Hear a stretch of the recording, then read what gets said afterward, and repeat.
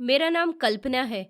Wiper के गीले डंडे का सिरा जब मेरी कमर से टकराया तो एक लम्हे के लिए मेरी सांसें रुक गई थी। निकल जा मेरे घर से, भाभी की चीख मेरे कानों में गूंज रही थी। मैंने जमीन पर बिखरे हुए गीले कपड़ों को देखा। जली हुई वॉशिंग मशीन से अभी भी धुआं उठ रहा था। आंसुओं की गर्म लकीरें मेरे गालों पर बह रही थी। मैंने सहारे के लिए दीवार को पकड़ा और रोते हुए कहा कि भाभी, मैं कहाँ जाऊंगी। मेरी आवाज़ टूट रही थी। उन्होंने मुझे धक्का देते हुए कहा कि कहीं भी चली जा, नरक में चली जा, मगर मैं तुझे अपने घर में नहीं रखूंगी। उन्होंने ज़बरदस्ती मुझे अपने दरवाजे से बाहर कर दिया। मैं गिरते गिरते बची थी। मैं इस वीरान सड़क पर चल पड़ी थी, ये जाने बिना कि मेरी मंजिल कहाँ है। शहर की इस अनजान सड़क पर मेरे कदमों की आहट के सिवा कोई और आवाज़ नहीं थी। मगर मैं अकेली नहीं थी। वो काली गाड़ी जो पिछले 3 दिन से मेरा पीछा कर रही थी, खामोशी से फासले रखे हुए मेरे पीछे पीछे आ रही थी। भाभी को या इस दुनिया में किसी को भी अंदाज़ा नहीं था कि मैं जानती हूँ कि वो मेरा इंतज़ार कर रहे हैं। मैं कल्पना रस्तौगी। आज मैं जिस मुकाम पर खड़ी हूँ, वहाँ तक पहुँचने की कहानी बहुत ज़्यादा लंबी और दर्दनाक है। मेरी ज़िंदगी की कहानी राख से शुरू हुई थी। हम 3 बहन भाई थे। सबसे बड़ी मेरी दीदी श्रद्धा, जो मुझसे पूरे 15 साल बड़ी थी। फिर हर्षद भैया, जो मेरी दीदी से 7 या 8 साल छोटे थे। और आखिर में मैं। मेरे जन्म पर ही मेरी माँ इस दुनिया से विदा हो गई थी। मैंने कभी उनका चेहरा नहीं देखा था। बस उनकी एक धुंधली सी तस्वीर थी जो पिताजी के कमरे में लगी रहती थी और जिसे मैं छुप छुप कर देखा करती थी। लोग कहते हैं कि माँ की जगह कोई नहीं ले सकता, लेकिन मेरी दीदी ने उस कहावत को गलत साबित करने की ठान ली थी। उन्होंने हम दोनों, मतलब मुझे और मेरे हर्षद भैया को, माँ बनकर पाला था। वो हमारी बहन भी थी और हमारी माँ भी थी। मुझे याद है, जब मैं रात को डर कर उठ जाती थी तो दीदी का हाथी अपने सर पर पाती थी। जब हर्षद भैया को स्कूल के काम के लिए पैसे चाहिए होते थे तो दीदी अपनी टूटी हुई चप्पल सिलवा लेती थी, लेकिन भैया की फीस टाइम पर जमा करवाया करती थी। पिताजी माँ के मरने के बाद जैसे टूट से गए थे। वो दुनिया से दूर होकर रह गए थे और अक्सर बीमार रहने लगे थे। वो घर के बड़े होने के नाम पर सिर्फ एक साया थे, लेकिन घर की असली जिम्मेदारी उठाने वाली तो मेरी दीदी थी। वो सुबह सूरज की पहली किरण के साथ उठ जाती थी, हम सबके लिए नाश्ता बनाया करती थी और फिर सिलाई कढ़ाई की मशीन पर बैठ जाती थी। उनकी उंगलियां सुई धागे में ऐसे चलती थी जैसे कोई आर्टिस्ट कैनवस पर रंग बिखेरता है, मगर उन रंगों के पीछे उनकी जवानी के वो सब सपने थे जो बेरंग हो रहे थे। समय गुजरता जा रहा था। हर्षद भैया बड़े होकर यूनिवर्सिटी पहुंच गए थे और मैंने इंटर की परीक्षा पास कर ली थी। मेरा दिल भी चाहता था कि मैं आगे पढ़ूं, कॉलेज जाऊं, अपनी दोस्तों की तरह हंसूं खेलूं, लेकिन घर के हालात मुझसे ज्यादा दीदी के मुरझाए हुए चेहरे से साफ झलकते थे। एक दिन मैंने हिम्मत करके दीदी से कहा, दीदी, मेरी सारी सहेलियां कॉलेज में एडमिशन ले रही हैं, मेरा भी दिल करता है। दीदी उस समय एक दुपट्टे पर गोटा टांक रही थी। उनके हाथ एक लम्हे के लिए रुक गए थे। उन्होंने सर उठाकर मुझे देखा। उनकी आंखों में एक अजीब सी थकावट और मोहब्बत का समुंदर था। दीदी ने मुस्कुराकर कहा, पढ़ना चाहती हो? मैंने जल्दी से सर हाँ में हिला दिया। वो मुस्कुरा दी थी, लेकिन उनकी मुस्कुराहट आंखों तक न पहुंची थी। उन्होंने कहा, पढ़ेगी मेरी बहन तो मैं ज़रूर पढ़ाऊंगी। बस भाई की इस सेमेस्टर की फ़ीस जमा हो जाए, फिर तुम्हारा एडमिशन का भी इंतज़ाम करते हैं। लेकिन मुझे पता था कि ये फिर शायद कभी नहीं आएगा। दीदी अकेली जान सिलाई कढ़ाई से कितना कमा लेती थी। भैया की यूनिवर्सिटी की फ़ीस भी उन्हें ही देनी होती थी। किताबें और घर के खर्चे भी होते थे। उसी शाम पिताजी की तबीयत बिगड़ गई। हम उन्हें अस्पताल लेकर भागे। डॉक्टर ने कहा कि इनका दिल बहुत कमज़ोर हो गया है। उस दिन के बाद मैंने अपनी किताबें अलमारी के सबसे ऊंचे खाने में रख दी थी और दीदी के साथ सिलाई के काम में उनका हाथ बटाने लगी थी। मैंने पढ़ाई छोड़ दी थी, क्योंकि मेरे और भैया दोनों के सपनों का बोझ दीदी अकेले नहीं उठा सकती थी। फिर एक दिन जो कयामत हम पर धीरे धीरे टूट रही थी, वो एकदम टूट पड़ी थी। पिताजी हमें छोड़कर चले गए थे। पिताजी के जाने के बाद घर की छत जैसे गिर गई हो। सारी जिम्मेदारी अब पूरी तरह से मेरी बड़ी बहन के सर पर आ गई थी। मोहल्ले की औरतें, रिश्तेदार, सब लोग पिताजी की मौत पर दुख जताने के लिए आए थे और एक ही बात कहते थे कि श्रद्धा, मतलब मेरी दीदी को कहते थे कि अब तुम शादी कर लो, जवान लड़की हो, कब तक ऐसे रहोगी। दीदी उनकी बातें सुनती थी और खामोशी से सर झुका लेती थी। एक दिन एक रिश्ते वाली ललिता आंटी जबरदस्ती एक रिश्ता लेकर आ गईं। लड़का अच्छा था उसका घर अपना था, कारोबार था। ललिता आंटी ने कहा कि श्रद्धा बेटी, अब से ये सब कुछ छोड़ दो। ये बच्चे अब बड़े हो गए हैं, अपना बोझ उठा सकते हैं। उस दिन दीदी पहली बार बोली थी। उनकी आवाज़ में गुस्सा नहीं, एक अटल फैसला था। ललिता आंटी, अगर मैंने शादी कर ली तो मेरी कल्पना और हर्षद कहाँ जाएंगे? मैं उनके सर पर छत देखकर ही अपनी आंखें बंद करूंगी। दीदी ने हमारी खातिर खुद शादी नहीं की थी। वो कहती थी कि मेरी शादी की उम्र गुजर गई है, लेकिन सच तो ये था कि उनकी उम्र हमारे भविष्य की फिक्र में गुजरी थी। हमारी खुशियों की कीमत वो अपनी जवानी से अदा कर रही थी। पिताजी के जाने के बाद हमारी जिंदगी का सहारा सिर्फ दो चीजें ही रह गई थी, दीदी की सिलाई मशीन की आवाज़ और हर्षद भैया की किताबें। दीदी ने अपनी जवानी के सारे रंग उन कपड़ों पर कढ़ाई कर दिए थे जिन्हें वो सिलकर दूसरों के घरों को आबाद कर रही थी। उनकी आंखों के नीचे काले घेरे पड़ने लगे थे और बालों में सफ़ेदी उतरने लगी थी। दूसरी तरफ हर्षद भैया यूनिवर्सिटी के आखिरी साल में पहुंच चुके थे। वो हमारा गर्व थे, हमारी उम्मीदें थे। दीदी कहती थी कि जिस दिन हर्षद ऑफिसर बन जाएगा, मैं इस मशीन को हाथ भी नहीं लगाऊंगी। मगर किस्मत को शायद हमारी ये छोटी छोटी खुशियां भी मंजूर नहीं थी। एक शाम दीदी पैसे गिन रही थी, शायद किसी का राशन और दूध का हिसाब बराबर कर रही थी। भैया जो कुछ दिनों से बहुत चुप चुप थे, उनके पास आकर बैठ गए थे। उनका चेहरा बुझा हुआ था और नजरें झुकी हुई थी। दीदी, उन्होंने बहुत झिझकते हुए दीदी को आवाज दी। दीदी ने चश्मे के शीशे से उन्हें देखा। हाँ अरशद, बताओ क्या बात है? तुम ठीक तो हो? कुछ चाहिए क्या तुम्हें? उनके शब्दों में वही ममता थी जो उन्होंने हम पर न्योछावर कर दी थी। भैया ने गला साफ किया और कहने लगे कि दीदी, मुझे आपसे एक ज़रूरी बात करनी है। दीदी ने पैसे एक तरफ रखे और पूरी तरह उनकी तरफ ध्यान देने लगी। उन्होंने कहा कि बोलो मेरे भाई, क्या बात है? हर्षद भैया ने कहा कि दीदी, मैं यूनिवर्सिटी में एक लड़की को पसंद करता हूँ। एक लम्हे को कमरे में पूरी तरह से सन्नाटा छा गया था। सिलाई मशीन भी खामोश थी और समय भी जैसे थम गया हो। मैं जो दूसरे कमरे के पर्दे के पीछे से ये सब कुछ देख रही थी, मेरा दिल भी जोर से धड़का था। दीदी ने एक लंबा सांस लिया। उनके चेहरे पर गुस्सा नहीं था, बल्कि एक गहरी सोच थी। उन्होंने कहा, कौन है वो लड़की? भैया ने जल्दी से कहा कि उसका नाम किरण है, मेरे साथ ही पढ़ती है। दीदी, वो बहुत अच्छी लड़की है, लेकिन... दीदी ने कहा, लेकिन क्या? लेकिन वो लोग बहुत अमीर हैं। दीदी, वो बहुत ज्यादा खाते पीते लोग हैं। दीदी मुस्कुराई, वो मुस्कुराहट जो उनके थके हुए चेहरे पर एक रोशन चिराग जैसी थी। दीदी ने कहा, तो क्या हुआ, अमीर है तो इंसान तो है ना? अगर मेरे भाई को पसंद है तो मैं कल ही जाकर रिश्ता मांग लूंगी। ये सुनकर तो भैया का चेहरा खिल उठा था। उन्होंने कहा, दीदी, कि आप सच कह रही हैं? आप सच में वहां जाएंगी?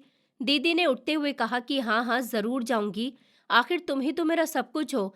तुम खुश हो तो मैं भी खुश हूँ।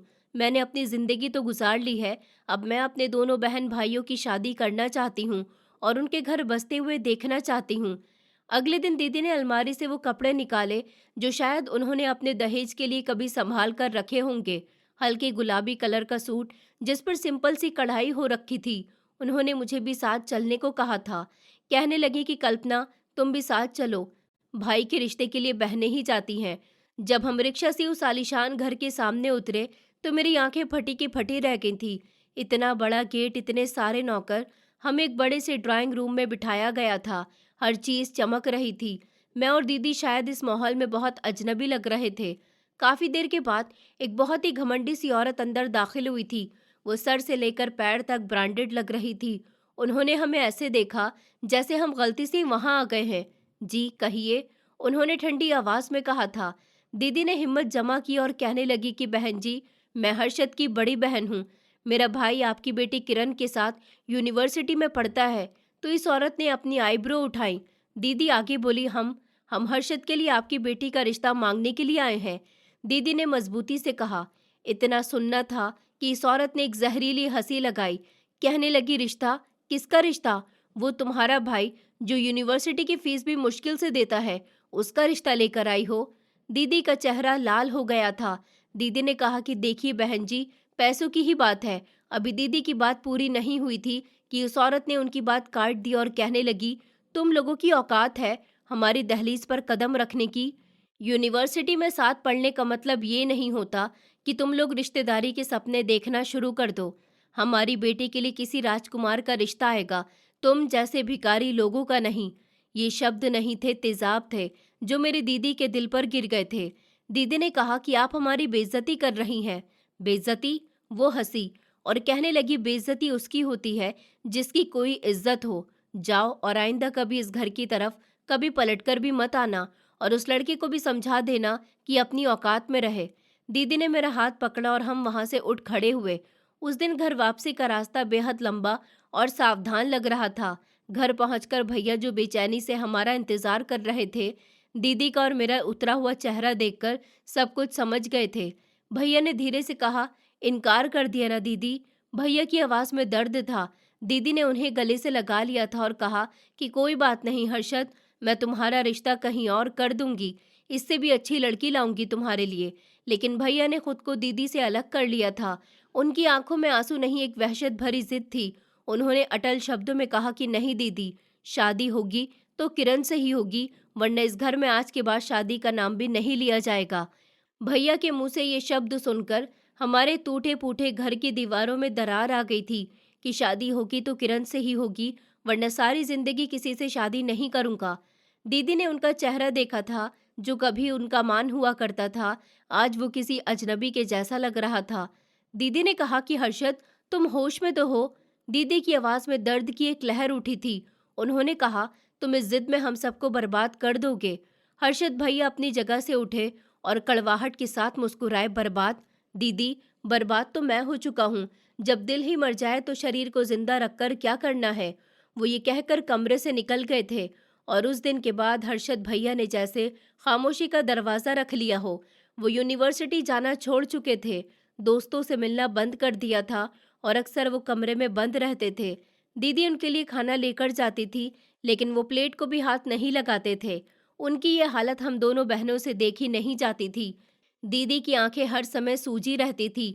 वो सिलाई मशीन पर बैठती थी, लेकिन उनके हाथ कांपते थे और वो बार बार टूट जाती थीं। एक रात मैंने दीदी को प्रार्थना करते समय रोते हुए देखा था। वो भगवान से कह रही थी कि हे भगवान, ये कैसी परीक्षा है? मैंने अपने भाई को अपने खून से सींचा है, वो एक लड़की की खातिर मुझसे मुंह मोड़ रहा है। जब वो प्रार्थना कर चुकी तो मैंने उनके कंधे पर हाथ रखा था।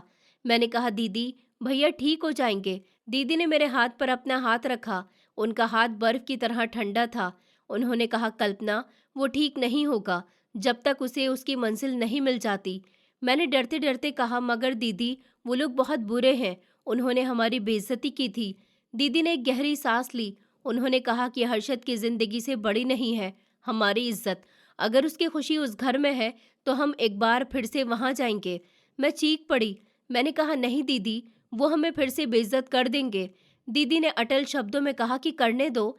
अगर मेरे जलील होने से मेरा भाई वापस जिंदगी की तरफ आ जाएगा तो मैं ये बेइज्जती 1000 बार सहने को तैयार हूँ। कल हम दोबारा से उनके घर जाएंगे। अगले दिन हम फिर उसी आलीशान बंगले की दहलीज पर खड़े थे। इस बार चौकीदार ने हमें वहीं गेट पर रोक दिया था। उसने सख्ती से पूछा कि कहाँ जाना है। दीदी ने कहा कि हमें मालकिन जी से मिलना है। चौकीदार कहने लगा कि मालकिन जी ने कहा है कि तुम लोग आइंदा यहाँ नजर मत आना। उसने गुस्से से जवाब दिया। हम वहीं धूप में खड़े रहे, 1 घंटा और फिर 2 घंटे। दीदी ने हिम्मत नहीं हारी। वो चुपचाप सर झुकाकर खड़ी रही थी। शायद अंदर किसी ने खबर कर दी थी। फिर से वही घमंडी औरत, किरण की माँ, गुस्से से भरी हुई बाहर आई और कहने लगी कि तुम लोगों को शर्म नहीं आती? वो चीखी थी, कहा था ना कि तुम लोग यहाँ से दफा हो जाओ। इस बार दीदी ने कोई बात नहीं की। वो खामोशी से आगे बढ़ गईं और इस औरत के कदमों में बैठ गईं। दीदी ने कहा कि मैं आपसे भीख मांगती हूँ। उनकी आवाज़ सिसकियों में डूब गई। मैं अपने भाई की जिंदगी की भीख मांगती हूँ। भगवान के वास्ते मेरी झोली खाली मत लौटाइए। मैंने आज तक दीदी को इस तरह टूटते हुए नहीं देखा था। वो औरत भी शायद अचानक हमले के लिए तैयार नहीं थी। उसने कहा, उठो यहाँ से और ये नाटक बंद करो। दीदी ने कहा, मैं नहीं उठूंगी जब तक आप हाँ नहीं कर देती। तभी अंदर से एक तेज आवाज आई, मॉम, उन्हें अंदर आने दीजिए। ये किरण थी। वो दरवाजे पर खड़ी हमें देख रही थी। उसकी माँ ने गुस्से से उसे देखा और बोली, तुम तो चुप ही रहो। किरण ने जिद की कि नहीं मॉम, अगर आपने इनकी बात नहीं सुनी तो मैं हर्षद से मिलने खुद उनके घर चली जाऊंगी। ये धमकी काम कर गई थी। उसकी माँ हमें गुस्से से घूरते हुए अंदर चली गई थी और हम भी उनके पीछे चले गए थे। इस बार हम ड्राइंग रूम में नहीं बल्कि नौकरों के बैठने की जगह पर बैठे थे। काफी देर किरण और उसकी माँ के बीच बहस हुई। उसके बाद वो औरत वापस आई। उसके चेहरे पर जीत भरी मुस्कुराहट थी और बोली, लगता है हमारी बेटी ने भी तुम्हारे भाई की तरह अकल खो दी है। उसने मुस्कुराते हुए कहा। फिलहाल वो बड़ी मुश्किल से इस रिश्ते के लिए मानी थी। दीदी की आंखों में उम्मीद की एक रोशनी जली थी। उन्होंने कहा कि आपका बहुत बहुत शुक्रिया। रुको, इस औरत ने हाथ उठाया और बोली, रिश्ता होगा लेकिन एक शर्त पर। दीदी ने कहा कि कैसी शर्त? उस औरत ने कहा कि मेरी बेटी, उसने किरण की तरफ इशारा किया, वो शादी के बाद जॉइंट फैमिली में नहीं रहना चाहती, वो इस घर में अकेली रहेगी। दीदी ने ना समझते हुए पूछा, मतलब? वो औरत कड़वी मुस्कुराहट के साथ बोली, मतलब कि तुम्हारा भाई हर्षद तुम दोनों बहनों की, मतलब तुम और ये लड़की। उसने मेरी तरफ उंगली उठाई। तुम दोनों की शादी हो जानी चाहिए। हमारी बेटी को अपने ससुराल में कोई नंद नहीं चाहिए। ये शर्त नहीं थी, ये एक दीवार थी जो हमारे सामने खड़ी कर दी गई थी। हम घर वापस आ गए थे। भैया ने हमें देखा तो आंखों में सवाल किए। दीदी ने कांपती हुई आवाज में उन्हें सारी शर्त बता दी थी। एक लम्हे के लिए सन्नाटा छा गया था। मैंने सोचा था कि भैया गुस्से से चीख पड़ेंगे और कहेंगे कि मेरी बहनें ही मेरी फैमिली है, मगर भैया ने जो कहा उसने हमारी दुनिया ही अंधेर कर दी थी। उन्होंने दीदी की तरफ देखे बिना ठंडे शब्दों में कहा कि दीदी, ये शादी मैं आपकी खुशी के लिए नहीं कर रहा। मैं किरण से मोहब्बत करता हूँ और अगर उस लड़की से मेरी शादी नहीं हुई तो मैं सारी जिंदगी किसी से शादी नहीं करूँगा। ये कहकर वो मुड़ गए थे और दीदी को एक ऐसी आग में झोंक गए थे जिसका कोई सिरा नहीं था। हर्षद भैया के आखिरी शब्द हमारे घर की हर दीवार में एक जहर की तरह फैल गए थे। दीदी ने उनके पास बैठे हुए सिसकी भरी थी। मैंने कहा, भैया की जिद के लिए आप अपनी जिंदगी क्यों बर्बाद कर रही हैं? वो लोग अच्छे नहीं हैं। दीदी ने आंसुओं से भीगे हुए चेहरे के साथ मुझे देखा। उनकी आंखों में एक फैसला था। उन्होंने कहा, ये जिंदगी बर्बाद तो तब होगी जब हर्षद बर्बाद होगा। मैंने उसे पाला है। मैं उसे इस तरह खुद को बर्बाद करते हुए नहीं देख सकती। मैंने डर से पूछा, तो दीदी अब आप क्या करेंगी? हमारी शादी की शर्त, ये कैसे मुमकिन है? दीदी ने मेरे सर पर हाथ फेरा और कहने लगी कि मुमकिन होगा, मैं उसे मुमकिन बनाऊंगी। अगले ही दिन दीदी ने मुझे हैरान कर दिया था। वो मोहल्ले के रिश्ते वाली औरत के पास चली गई थी। वो उस औरत को बचपन से जानती थी। उन्होंने दीदी को देखकर हैरानी से कहा, अरे श्रद्धा बेटी, आज हमारे घर का रास्ता कैसे याद कर लिया? दीदी ने सर झुका लिया था और कहने लगी कि आंटी, मैं यहाँ एक काम से आई थी। ललिता आंटी बोली, हाँ हाँ, हर्षद का रिश्ता देखना है क्या? दीदी ने धीरे से कहा कि नहीं। उनकी आवाज़ रुंध गई थी। उन्होंने कहा, मेरा रिश्ता? कमरे में एक लम्हे के लिए खामोशी छा गई थी। ललिता आंटी ने अपना चश्मा नाक पर टिकाया और दीदी को ध्यान से देखा।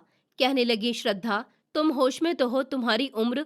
दीदी ने उनकी बात काट दी और बोली, आंटी, मैं बस शादी करना चाहती हूँ।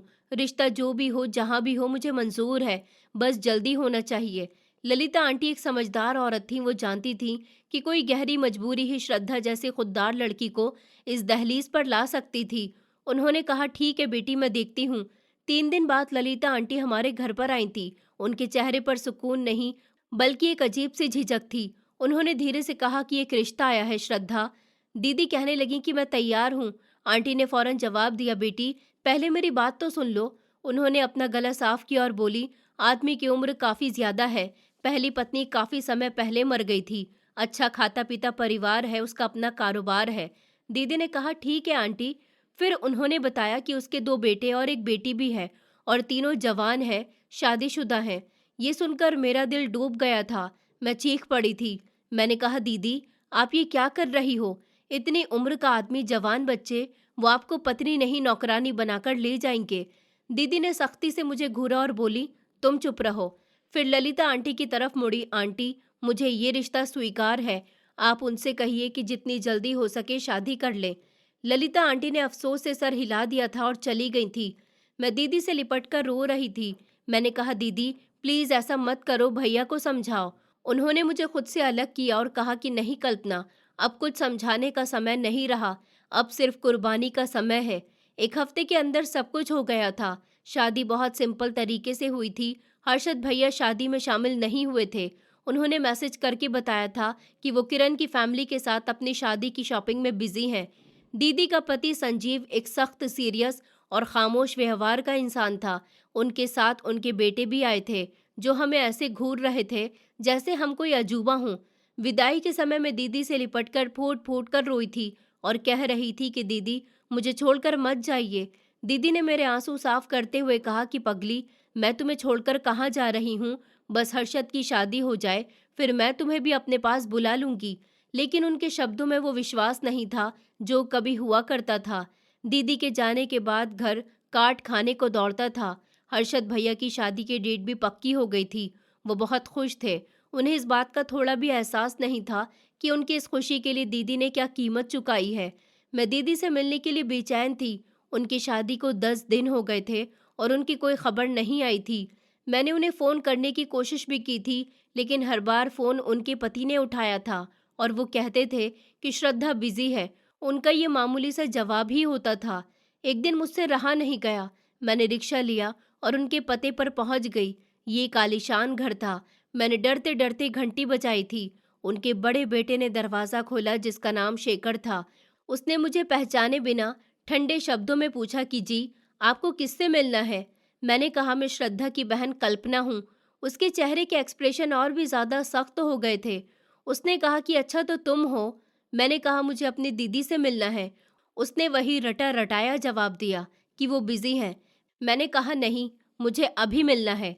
मैंने हिम्मत की। तभी अंदर से संजीव जी की गरजदार आवाज़ आई, कौन है शेखर? शेखर ने कहा कि पापा, उसकी बहन आई है। इतने में संजीव खुद दरवाजे पर आ गए थे और कहने लगे कि इससे कह दो कि वो काम में बिजी है, उसे मेहमानों से मिलने का समय नहीं है। मैं चीखी कि नहीं, मुझे अपनी बहन से मिलना है। वो मेरी बहन है, बस एक बार मुझे मेरी बहन से मिलवा दो। संजीव जी ने मुझे हैरानी से देखा और कहने लगे, वो इस घर की बहू है। जाओ और आइंदा यहाँ आने से पहले फ़ोन करके आना। इससे पहले कि मैं कुछ कहती, दरवाज़ा मेरे मुंह पर ही बंद कर दिया गया था। मैं वहीं खड़ी आंसू बहाती रही। मुझे इस बंद दरवाजे के पीछे से दीदी की सिसकियों की आवाज़ तो नहीं आई थी, लेकिन मुझे उनके बर्तन मांजने की आवाज़ साफ सुनाई दे रही थी। मेरी दीदी, जिसने हमें पाला था, आज खुद नौकरानी बन चुकी थी। मैं इस बंद दरवाजे से टेक लगाकर वहीं चौखट पर बैठ गई थी। मेरे आंसू सूख गए थे। दिल में एक अजीब सा डर था। मेरी दीदी, मेरी माँ आज इस आलीशान कैद खाने में नौकरानी बन चुकी थी और मैं उनके लिए कुछ भी नहीं कर सकती थी। मैं जब वापस घर पहुंची तो देखा कि भैया आईने के सामने खड़े अपनी शादी की शेरवानी का नाप दे रहे थे। उनका चेहरा खुशी से दमक रहा था। मुझे देखकर वो एक लम्हे के लिए रुके। कहने लगे, तुम कहाँ रह गई थी कल्पना? उनके शब्दों में फिक्र नहीं थी, एक झुंझलाहट थी। मैंने बड़ी मुश्किल से आवाज़ निकाली थी और कहा कि भैया, मैं दीदी के ससुराल गई थी। शेरवानी का नाप लेते हुए दर्जी के सामने वो एकदम सख्त हो गए। उन्होंने दर्जी को जाने का इशारा किया। जब वो चला गया तो वो मेरी तरफ मुड़े। उनकी आंखों में गुस्सा था। उन्होंने कहा, तुम वहाँ क्यों गई थी? वो दहाड़े थे। तुम्हें पता है ना कि किरण की माँ ने क्या शर्त रखी है? अगर उन्हें पता चल गया कि तुम अभी तक इस घर में हो तो वो ये रिश्ता तोड़ देंगी। मैं भैया पर चीख पड़ी थी। मैंने कहा, भैया, वो हमारी बड़ी बहन है, वो ठीक नहीं है। उनके ससुराल वालों ने मुझे उनसे मिलने भी नहीं दिया। वो ज़रूर किसी मुसीबत में है। हर्षद भैया ने हाथ उठाया और कहने लगे, मुझे कुछ नहीं सुनना। दीदी ने अपनी मर्जी से शादी की है, वो सब संभाल लेंगी। अपना घर, अपना परिवार, तुम बस मेरी शादी पर ध्यान दो। ये वो भाई नहीं था जिसे मैं जानती थी। ये कोई और था जिसे सिर्फ अपनी खुशी प्यारी थी। अगले हफ्ते हर्षद भैया की शादी किरण से हो गई थी। घर मेहमान और रोशनी और हंसी गुल्लों से भरा हुआ था, लेकिन मेरे लिए ये घर एक वीराने जैसा था। दीदी इस शादी में नहीं आई थी। भैया ने कहा था कि उन्होंने फ़ोन किया था, मगर दीदी के पति ने कहा था कि वो बीमार है, कोई शादी अटेंड नहीं कर सकती। भैया ने इस बात को आसानी से मान लिया था, क्योंकि वो अपनी शादी में किसी की कोई बदमज़गी नहीं चाहते थे। किरण भाभी बनकर इस घर में आ गई थी। वो अपने साथ दहेज का इतना सारा सामान लाई थी कि हमारा छोटा सा घर भर गया था। पहले दिन से ही उन्होंने घर का कंट्रोल संभाल लिया था। शादी को अभी 3 दिन ही गुजरे थे। मैं किचन में बर्तन धो रही थी जब भाभी वहां आ गई और आवाज में हुक्म देने लगी कि कल्पना, हर्षद से बात हुई तुम्हारी? मैंने न समझते हुए कहा कि नहीं भाभी, किस बारे में? भाभी ने कहा कि यही, तुम यहाँ से कब जा रही हो? उन्होंने सीधा सवाल किया। मेरे हाथ से गीला गिलास गिरते गिरते बचा था। भाभी, मेरा मतलब? मैं सुकून से बोली थी। भाभी कहने लगी, यही शर्त थी कि हर्षद की दोनों बहनों की शादी हो जानी चाहिए। एक की तो हो गई है, अब तुम्हारी बारी है। मैं इस घर में सुकून से रहना चाहती हूँ और सच कहूँ तो मुझे नंदों के साथ रहने की आदत नहीं है। मैं खामोशी से सर झुका गई थी। उस रात भैया घर आए तो भाभी ने उनसे यही बात की। मैंने अपने कानों से उन्हें कहते हुए सुना था कि हर्षद, तुम अपनी बहन का कुछ सोचो, मुझे प्राइवेसी चाहिए। अगले दिन भैया मेरे पास आए, कहने लगे कि कल्पना, मैंने तुम्हारे लिए एक रिश्ता ढूंढ लिया है। ये सुनकर मेरा दिल धक से रह गया था। मैंने कहा, इतनी जल्दी? उन्होंने कहा कि हाँ, लड़का बहुत अच्छा है, मेरी यूनिवर्सिटी के एक दोस्त का कजिन है, बाहर होता है दूसरे देश में, उसके घर वाले यहाँ रहते हैं। मैंने कहा, मगर भैया? भैया ने मेरी बात रोक दी और कहने लगे, मगर कुछ नहीं। उन्होंने फैसला सुना दिया था कि वो लोग कल तुम्हें देखने आ रहे हैं। लड़का छुट्टी पर आया हुआ है, उसे 15 दिन में वापस भी जाना है। वो चाहता है कि जाने से पहले उसकी शादी हो जाए। सब कुछ इतनी तेजी से हुआ था कि मुझे सोचने का मौका भी नहीं मिला था। वो लोग आए, लड़का जिसका नाम वरुण था, खामोश और सीरियस दिखाई देता था। उसकी माँ और बहनें मेलजोल वाली थी। उन्होंने मुझे देखते ही हाँ कर दी थी। मेरी शादी भी उसी सादगी से कर दी गई थी जिस सादगी से दीदी को विदा किया गया था। मेरा पति वरुण सच में एक अच्छा इंसान था। वो एक जॉइंट फैमिली में रहता था, लेकिन मुझे उसकी फैमिली से कोई खास गिला नहीं था। मेरी सास और जेठानियां भाभी से बिल्कुल अलग थीं। उन्होंने मुझे बेटी बनाकर रखा था। वरुण ने मुझसे कहा था कि कल्पना, मुझे पता है सब बहुत जल्दी में हुआ, लेकिन मैं तुम्हें खुश रखने की कोशिश पूरी करूंगा। शादी के सिर्फ 15 दिन बाद ही वो वापस चले गए थे। वो दिन बहुत उदास था, लेकिन मेरे दिल में एक सुकून था कि मेरे ससुराल वाले बहुत अच्छे थे। जिंदगी बहुत अच्छी गुजर रही थी। वरुण हर हफ्ते फोन करते थे और मेरे लिए अलग से खर्चा भेजते थे। मैंने कई बार दीदी से बात करने की कोशिश की थी, लेकिन हर बार नाकामी हुई थी। मैंने भैया को भी फोन किया था, लेकिन वो भाभी के साथ कहीं ना कहीं घूमने फिरने में बिजी रहते थे। मुझे लगता था कि शायद अब मेरी जिंदगी की मुश्किलें खत्म हो गई हैं, मगर मैं नहीं जानती थी कि ये सुकून एक बहुत बड़े तूफान की पहचान है। मेरी शादी को 6 महीने गुजर चुके थे। वरुण को गए हुए इतना ही समय बीत गया था। इन 6 महीनों में मेरे ससुराल वालों ने मुझे पलकों पर बिठाकर रखा था। मेरी सास, जिन्हें मैं मम्मी जी कहती थी, बिल्कुल मेरी दीदी की तरह मोहब्बत वाली थी। मेरी जेठानियां श्रुति और दिव्या बिल्कुल बहनों की तरह थी। दिन बहुत अच्छे गुजर रहे थे। वरुण मेरे लिए अलग से खर्चा भी भेजते थे, जो मैं मम्मी जी के हाथ पर रख देती थी। वो मुझे ढेरों आशीर्वाद देती थी। मैंने इस घर के हर कोने को अपना लिया था और सब ने मुझे दिल से स्वीकार कर लिया था। लेकिन इस सब के बावजूद एक कमी थी। रात को जब मैं कमरे में अकेली होती थी तो वरुण की फोटो देखती रहती थी। वो इंसान जिसके साथ मैंने जिंदगी के 15 दिन गुजारे थे, मेरे लिए पूरा संसार बन चुका था। उसकी गैर मौजूदगी मुझे बेचैनी से महसूस होती थी। वो एक मनहूस दिन था, जब रोज की तरह सुबह थी।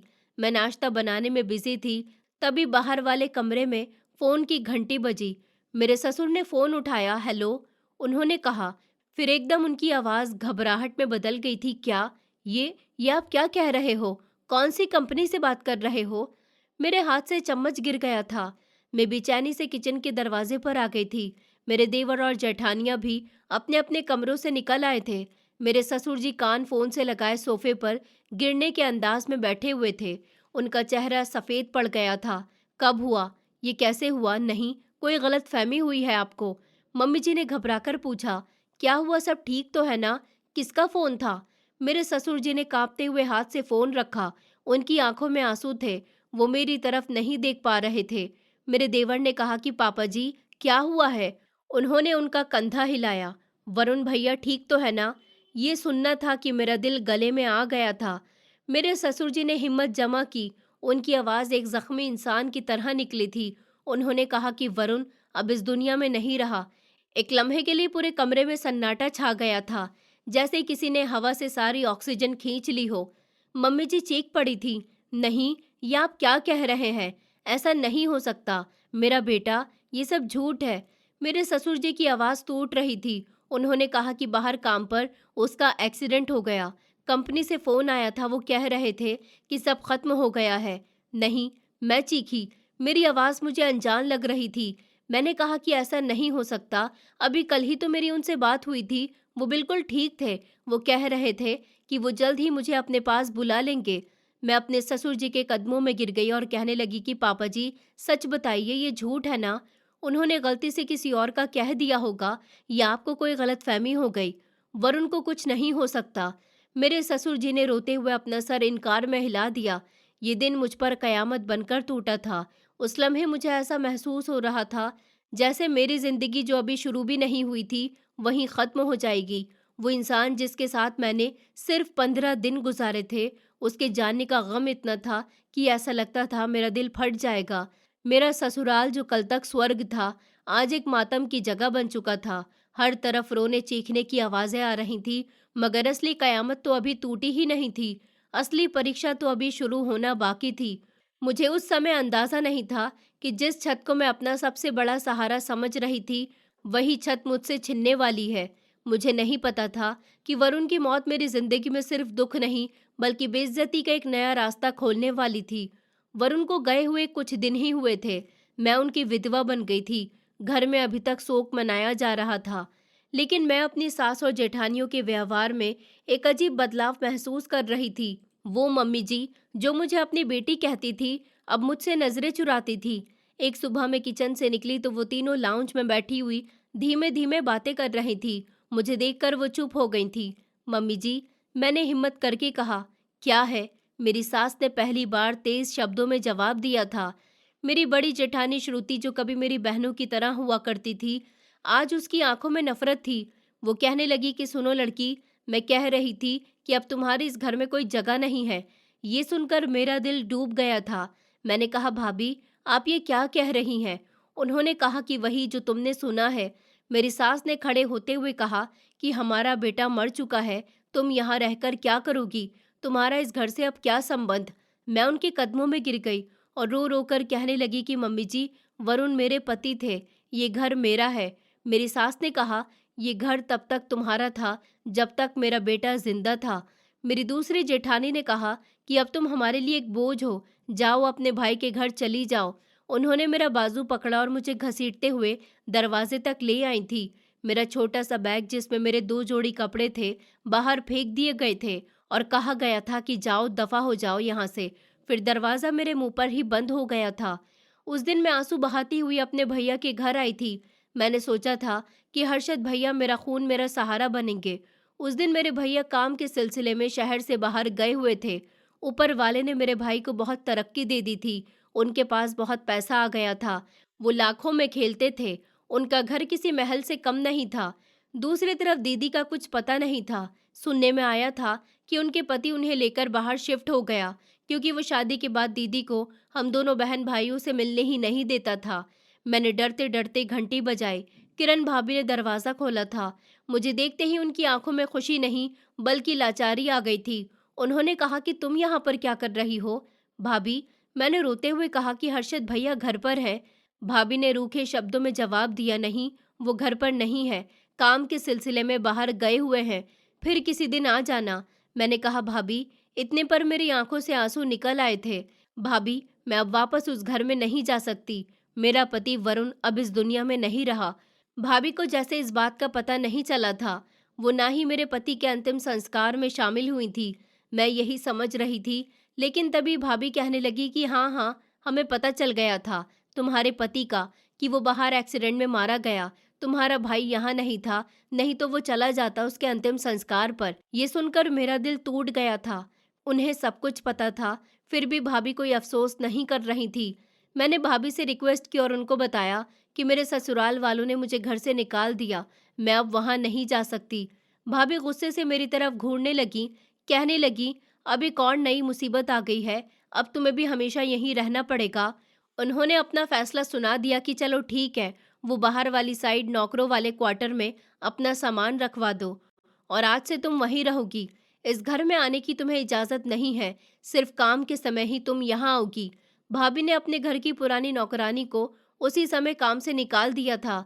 उस दिन के बाद मैं इस घर में सफाइयाँ करती थी, कपड़े धोती थी, खाना बनाती थी।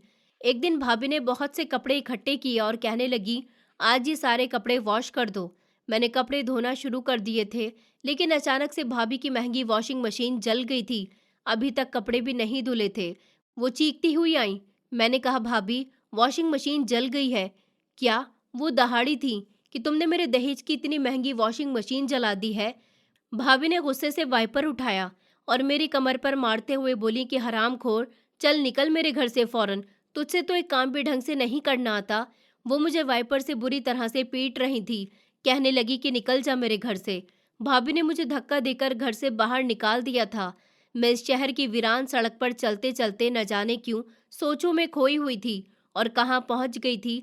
तभी कोई गाड़ी का हॉर्न लगातार बजा रहा था, लेकिन मुझे ऐसा महसूस हो रहा था कि मुझे कुछ सुनाई नहीं दे रहा। जब गाड़ी का हॉर्न रुका तो मैंने पीछे मुड़कर देखा। ये वही काली गाड़ी थी। इस आलीशान गाड़ी से एक अमीर और पढ़ा लिखा लड़का निकलकर मेरे सामने आ गया था और बोला, मरने का इतना ही शौक है। अभी उसने यही शब्द बोले थे कि उसने मेरा चेहरा देखा। उसे जैसे ही झटका लगा हो, उसकी आंखें फैल गई थी। कल्पना, उसने मेरा नाम लिया था। आप यहाँ सड़क पर? मैं हैरान रह गई थी कि ये अजनबी मेरा नाम कैसे जानता है। मैंने कहा, तुम कौन हो? उसने कहा कि मैं आपको ही ढूंढ रहा था। मैंने कहा, कौन हो तुम? मैं तुम्हें नहीं जानती। उसने एक गहरी सांस ली और कहने लगा कि मेरा नाम श्लोक है। मैं आपकी दीदी का बेटा हूँ, उनके पति की पहली पत्नी से। ये शब्द मेरे कानों में गूंज रहे थे। मैंने इस अजनबी श्लोक को देखा जो मुझे इस वीरान सड़क पर मिला था। मैंने कहा, मेरी दीदी, तुम कैसे जानते हो उन्हें और तुम मुझे कैसे जानते हो? श्लोक ने एक गहरा सांस लिया। उसकी आंखों में हमदर्दी थी। कहने लगा कि आपकी दीदी, जिन्हें हम छोटी मम्मी कहते हैं, वो बहुत ही अच्छी औरत है। सच कहूँ तो शुरू में तो हम सब बहन भाइयों ने उनसे बहुत नफरत की, उन्हें कभी स्वीकार नहीं किया, लेकिन वो औरत तो मोहब्बत के काबिल थी। मैंने कहा, वो कहाँ है, कैसी है? मेरी आवाज़ में बेचैनी थी। वो बिल्कुल ठीक है, श्लोक ने मुझे तसल्ली दी और कहने लगा, हम सब कुछ समय पहले ही बाहर शिफ्ट हो गए थे। पापा भी अब बहुत बदल गए हैं। हम सब उनकी बहुत इज्जत करते हैं, लेकिन वो आपकी वजह से बहुत परेशान थी। मैंने हैरान होकर पूछा, मेरी वजह से? उसने सर हिलाया और बोला, उन्हें कुछ दिनों पहले ही ये बात पता चली थी कि आपका पति इस दुनिया में नहीं रहा। उसी दिन से वो बेचैन थी। उन्होंने मुझे आपको ढूंढने के लिए भेजा था, क्योंकि वो जानती थी कि आपकी भाभी आपको अपने घर में जगह नहीं देंगी। तब मुझे याद आया, वो काली गाड़ी जो मेरा पीछा कर रही थी, वो गाड़ी जो पिछले 3 दिन से। श्लोक ने शर्मिंदगी से सर झुका दिया। कहने लगा कि हाँ, वो मैं ही था। मैं आपको देख रहा था। मैं बस सही समय का इंतजार कर रहा था कि आपसे बात कर सकूं। मुझे आइडिया नहीं था कि आज आपके साथ ये सब हो जाएगा। मैंने एक कदम पीछे हटाया। भाभी का जुल्म, ससुराल वालों की बेरुखी और अब ये अजनबी। मैंने कहा, लेकिन मैं आपके साथ नहीं जाऊंगी। मुझे किसी पर भरोसा नहीं है। उसने नरमी से कहा कि पागलपन मत करो, आप चलो मेरे साथ। छोटी मम्मी आपका इंतजार कर रही होंगी। मेरी दीदी, ये सोचते ही मेरा दिल जोर जोर से धड़कने लगा था। मेरी दीदी, जिसने मुझे माँ बनकर पाला था। मैं अपनी दीदी से मिलूंगी और उनके गले लगकर खूब रोऊंगी, उनको अपने सारे दुखड़े सुनाऊंगी। वही तो थी मेरी सुख दुख की साथी। मैंने अपने आंसू साफ किए। उस समय मुझे श्लोक की आंखों में सच्चाई नजर आ रही थी। मैं कुछ भी सोचे समझे बिना उसके साथ उसकी गाड़ी में बैठकर उसके साथ चली गई थी। सफर लंबा था, लेकिन खामोश था। मेरे दिमाग में हजारों सवाल थे। क्या सच में दीदी खुश हो जाएंगी? क्या उनके ससुराल वाले मुझे स्वीकार कर लेंगे? गाड़ी एक बहुत ही सुंदर और सुकून भरे घर के सामने जाकर रुकी थी। ये भाभी के घर की तरह दिखने वाला महल नहीं था, बल्कि एक सुकून भरा और अपनेपन से भरा हुआ घर लगता था। श्लोक ने मेरे हाथ में पकड़ा हुआ छोटा सा थैला उठाया और मुझे अंदर आने का इशारा किया। छोटी मम्मी, उसने घर में दाखिल होते ही आवाज दी, देखिए, मैं किसको लेकर आया हूँ। एक कमरे से जो औरत बाहर आई, उसे देखकर मेरा सांस रुक गया था। ये मेरी दीदी थी, लेकिन वो वैसी नहीं थी जैसे मैंने उन्हें आखिरी बार देखा था। वो बहुत ही सेहतमंद और सुकून भरी लग रही थी। उनके चेहरे पर थकावट नहीं थी, जो सिलाई मशीन चलाते चलाते आ गई थी। उन्होंने पहले श्लोक को देखा और फिर उनकी नजरें मुझ पर पड़ी थीं, जो दरवाजे पर सहमी हुई खड़ी थी। एक लम्हे के लिए वक्त थम गया था। कल्पना, उनकी आवाज कांप गई थी। दीदी। मेरे मुंह से भी दीदी शब्द निकला था। नहीं, बल्कि मेरी आत्मा से निकला था। मैं भागकर उनके कदमों में गिर गई थी और फूट फूट कर रो पड़ी थी। मेरी बच्ची। दीदी ने मुझे जमीन से उठाया और अपने सीने से लगा लिया था। कहने लगी कि तू आ गई है। मैं कब से तेरा इंतजार कर रही थी। मुझे सब पता चल गया था। मैं उनसे लिपटी रोती रही थी। मैंने कहा, दीदी, वो बहुत बुरे हैं। भाभी ने मुझे मारा, उन्होंने मुझे घर से निकाल दिया। मेरा कोई नहीं है आपके सिवा। बस इतना कहकर उन्होंने मेरी पीठ थपथपाई। बस मेरी बहन, अब तो मेरे पास वापस आ गई हो। अब तुम्हें कोई कुछ नहीं कहेगा। श्लोक और घर के दूसरे लोग, जो शायद दीदी के सौतेले बच्चे थे, खामोशी से खड़े हुए हमें देख रहे थे। उनकी आंखों में हमदर्दी थी। उस दिन सालों के बाद मैं अपनी माँ जैसी बहन की गोद में सर रखकर रोई थी और मेरे दिल से सारा बोझ उतर गया था। सच में मैं अपनी दीदी से मिलकर जो खुशी मुझे मिली थी, वो बयां करने के काबिल नहीं थी। ये वो दीदी थी जिसे मैंने आखिरी बार एक कैद खाने में देखा था। ये कॉन्फिडेंस से भरी हुई, सुकून और खुश मुस्कुराती हुई औरत थी। उनके पति संजीव जी, जो कभी इतने सख्त और खामोश थे, अब एक पूरी तरह से बदले हुए इंसान लग रहे थे। वो दीदी से बेहद मोहब्बत और इज्जत से पेश आते थे, लेकिन सबसे बड़ा बदलाव श्लोक और उसके दूसरे भाई बहन थे। जो बच्चे दीदी को अपनी माँ का कातिल समझते थे और उनसे नफरत करते थे, आज उनकी बहुत इज्जत करते थे। वो उन्हें छोटी माँ नहीं बल्कि सगी माँ से बढ़कर चाहते थे। मैंने देखा था कि घर का हर मेंबर छोटा या बड़ा फैसला मेरी दीदी से ही पूछ कर करता था। मेरी दीदी को अब इस घर में वो इज्जत मिली थी जिसकी वो हमेशा से हकदार थी। एक दिन मैंने दीदी के पैर दबाते हुए कहा कि दीदी, ऊपर वाले ने आपके सब्र का कितना मीठा फल दिया है। आपको वो सब कुछ मिल गया जो आपने खोया था। दीदी ने मुस्कुराकर मेरे सर पर हाथ फेरा था और कहने लगी कि कल्पना, ऊपर वाला किसी की भलाई को बर्बाद नहीं करता। मैंने कभी किसी का बुरा नहीं चाहा, बस अपने हिस्से की कुर्बानी दी और ऊपर वाले ने मुझे इस घर की सूरत में सिला दे दिया। मैं दीदी के पास रहते हुए अपना सारा दुख भूल गई थी। मैं घर के कामों में उनका हाथ बटाया करती थी और श्लोक के छोटे बहन भाइयों के साथ टाइम स्पेंड करती थी। कुछ दिन इसी तरह से सुकून से गुजर गए थे। एक शाम दीदी मेरे कमरे में आईं। उनके चेहरे पर एक खास सीरियसनेस थी। उन्होंने मेरे पास बैठते हुए कहा कि कल्पना, मैंने उन्हें देखा। वो कहने लगी कि मेरी बहन अपनी पूरी सारी जिंदगी ऐसे नहीं गुजारेगी। तुम अभी बहुत छोटी हो, तुम्हारे सामने एक पूरी जिंदगी पड़ी हुई है। मेरा दिल किसी अनजाने डर से धड़क रहा था। मैंने कहा, दीदी, अब मैं किसी पर भरोसा नहीं कर सकती। मैंने बहुत धोखे खा लिए हैं। उन्होंने कहा, मुझ पर तो करती हो ना। उन्होंने मेरा हाथ मजबूती से थाम लिया था और बोली कि मैं तुम्हारी माँ हूं ना, और बहन भी। मैं तुम्हारे लिए कभी कुछ गलत नहीं करूंगी। मैंने कहा, बोलिए दीदी, क्या बात है। दीदी ने एक गहरा सांस लिया और बोली, श्लोक तुमसे शादी करना चाहता है। मैं ये सुनकर चौंक गई थी। मेरा चेहरा शर्मिंदगी से लाल हो गया था। मैंने कहा, दीदी, वो आपका बेटा है। मेरी बात सुनकर दीदी मुस्कुरा दी थी और कहने लगी कि वो मेरा सगा बेटा नहीं है, वो मेरे पति का बेटा है। यही तो मैं तुम्हें समझाना चाहती हूँ। वो मेरे पति की पहली पत्नी का बेटा है, इसलिए वो तुमसे शादी करके इस घर में तुम्हें जगह देकर तुम्हें सहारा देना चाहता है। मैं खामोश हो गई थी। दीदी ने अपनी बात जारी रखी और कहने लगी कि चलो, बहुत अच्छा है और शरीफ लड़का है। उसने तुम्हें इस हाल में देखा और तब से ही वो तुम्हारी इज्जत करने लगा है। वो तुमसे शादी करना चाहता है और उसे इस बात से कोई मतलब नहीं कि तुम विधवा हो। मुझे क्या जवाब देना था। श्लोक सच में एक समझदार और सुलझा हुआ लड़का था। इन कुछ दिनों में मैंने उसके व्यवहार को अच्छी तरह से देख लिया था। वो मेरी बहन से मोहब्बत करता था और उनकी बहुत इज्जत करता था। मैंने आखिर सर झुका लिया था और दीदी से कह दिया था कि जो आपको ठीक लगे। आपने मेरी जिंदगी का जो भी फैसला किया है, मैं उसमें खुश रहूंगी। दीदी ने मुझे गले से लगा लिया था। एक हफ्ते के बाद दीदी के कहने पर मेरी शादी श्लोक से हो गई थी। ये मेरी जिंदगी की सबसे सुंदर शुरुआत थी, जिसमें कोई दिखावा नहीं था, कोई शर्त नहीं थी, सिर्फ इज्जत और अपनापन था। श्लोक ने मुझे वो मोहब्बत और इज्जत दी थी जिसके बारे में कभी मैंने सोचा भी नहीं था। वो मुझसे बहुत मोहब्बत करते थे। मैं श्लोक के साथ एक अच्छी और खुशहाल जिंदगी गुजारने लगी थी। दीदी आज भी मेरी माँ की तरह ही मेरे साथ थी। उन्होंने मुझे कभी माँ की कमी आज भी महसूस नहीं होने दी थी। मेरी बहन जो मुझसे बिछड़ गई थी, मुझे दोबारा से फिर से मिल गई। मेरी जिंदगी में खुशियां ही खुशियां आ गई थी। मैं अपने बीते हुए समय के पुराने जख्म भूल चुकी थी। मुझे लगता था कि अब मेरी जिंदगी में सिर्फ सुकून ही सुकून है, लेकिन जिंदगी शायद हमें पूरी तरह से सुकून कभी नहीं देती। एक दिन जब हम सब नाश्ते की टेबल पर बैठे थे और हंस रहे थे, तभी दीदी के मोबाइल की घंटी बजने लगी। यह हर्षद भैया के पड़ोसी का नंबर था।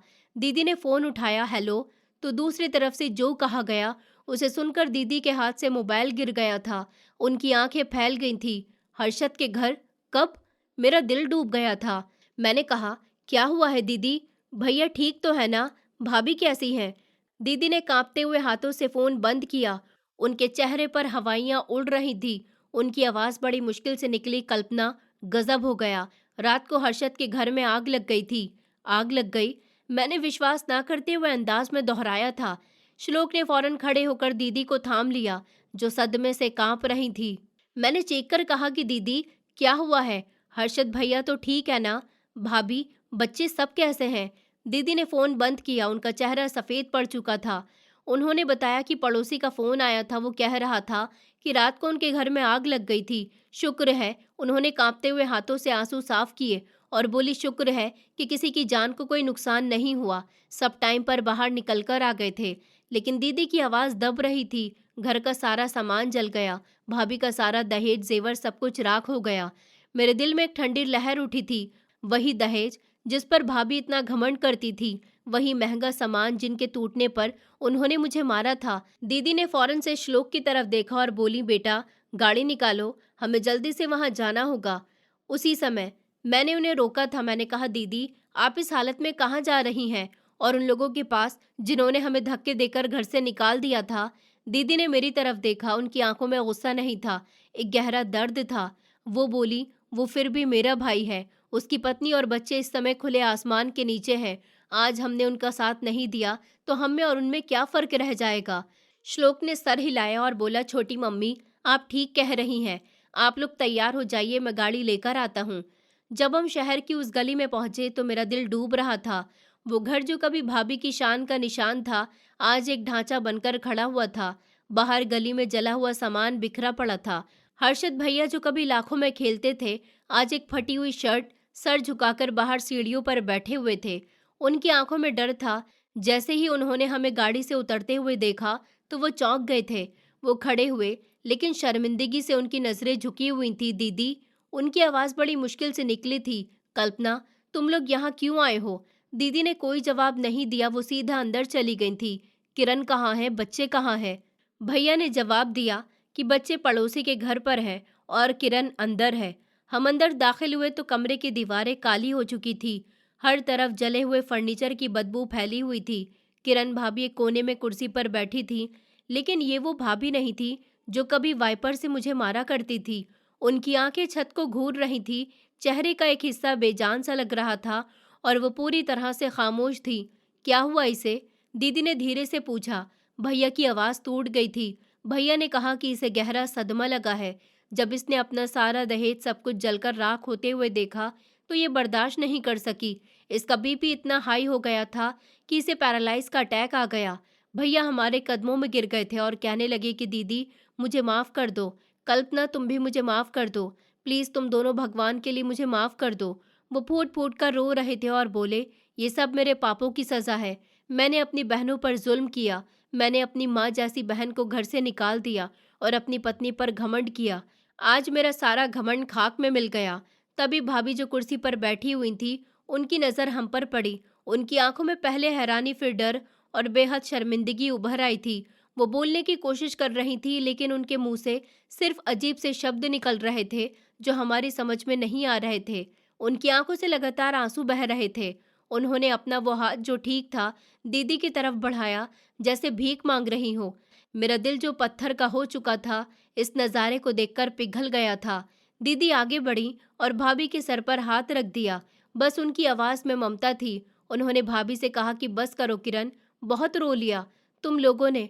फिर वो भैया की तरफ मुड़ी और कहने लगी कि उठो हर्षद, हम तुमसे बदला लेने नहीं आए हैं, हम तुम्हें अपने साथ ले जाने आए हैं। भैया ने हैरानी से सर उठाया था। दीदी ने कहा कि हाँ, मैंने भी आगे बढ़कर भैया को सहारा दिया था। मैंने कहा, भैया, दीदी ठीक कह रही है, आप हमारे साथ चलेंगे। उस दिन हम उन्हें अपने घर ले आए थे। श्लोक और मेरे ससुराल वालों ने हमारा साथ दिया था। आज इस बात को कई साल बीत गए थे। भाभी की हालत वैसी ही है, वो व्हील चेयर पर है, लेकिन अब उनकी आंखों में नफरत नहीं, शुक्रगुजारी होती है। हर्षद भैया ने दोबारा से मेहनत शुरू कर दी थी और अब वो एक छोटी सी नौकरी करते हैं, लेकिन उनके चेहरे पर सुकून है।